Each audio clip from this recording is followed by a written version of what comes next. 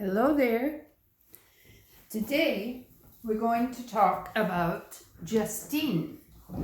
And Justine means cats. You can see from this overview of the cats in the series. You've already probably guessed that I do like cats. I like them a lot, and I have 3 cats of my own at the moment.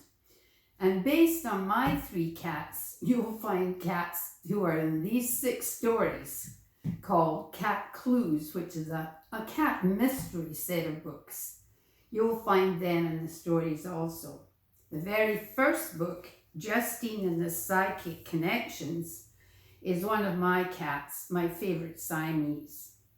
Now, when we first meet Justine, you can tell immediately she's a very dark and mysterious figure. And it takes a very long time to figure out who this Justine person is. She's very secretive, she's alone, she has no friends and apparently no family to speak of. So who is she? Well, as far as I could figure out, the main things about Justine is that she is a psychic. So she's not just like ordinary people. She's a bit different. She can sense things, and she's an empath. She only has to be in someone's company, and she knows things about them that she really has no right to know, but it's just the way her mind works. So dark, mysterious figure, and she has a very dark and mysterious occupation. From time to time, she goes off to work with a secret government group, a group of very nice men, but who also all have unusual qualities. So she feels at home with this group of men, but honestly, she doesn't know where home is in the world. So that's the Justine we meet at the beginning of the story. Now, when she encounters this first cat, she is really trying to escape, to get away from things that have happened recently with this government group's secret missions, and to try and sort of get some peace. But Justine doesn't often find peace. Wherever she goes, she seems to attract a cat. Now, she's dealt with this over the years. In fact, she has a strange affinity for other creatures too that goes way back to her childhood. Now, we don't know this at the beginning, so I'm giving away secrets now. Justine was brought up in a very unusual place in the wilds of Cornwall on the edge of a cliff top. Her mother lived in a broken down old wooden cabin, and Justine's earliest memories are of playing outside in the woods at the top of this cliff. Now, her mother never liked to go there, but Justine loved it. She loved the creatures she met there.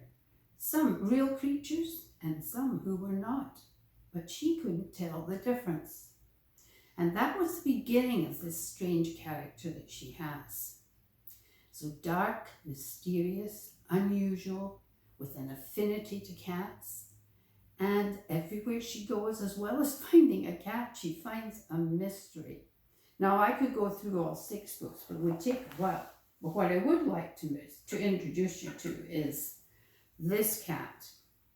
His name is Midnight, not just because of his deep dark color, but because Justine finds him in a very unusual place, time, and setting. She finds him in a church on the evening of Halloween, and she virtually rescues Midnight. Now, Midnight, this was not my intention, but this black cat, Midnight, from book 3 onwards, becomes really the key cat character. As I say, it wasn't my intention in the beginning, but that's the way books work out. So between that one, book 3, and book 5, you can see these unusual titles too. Justine and the Catamount Confrontation. That's where our Midnight comes in again. So this book and the 6th book which I can't show you because the cover isn't finished yet, are all starring at midnight in one way or another. So I'll talk a little bit about him.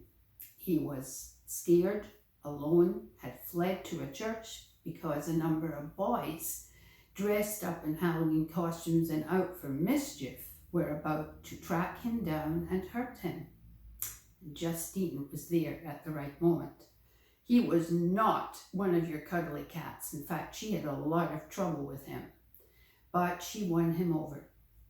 And that is a crucial part of this Cat Clues series, Justine and these cats.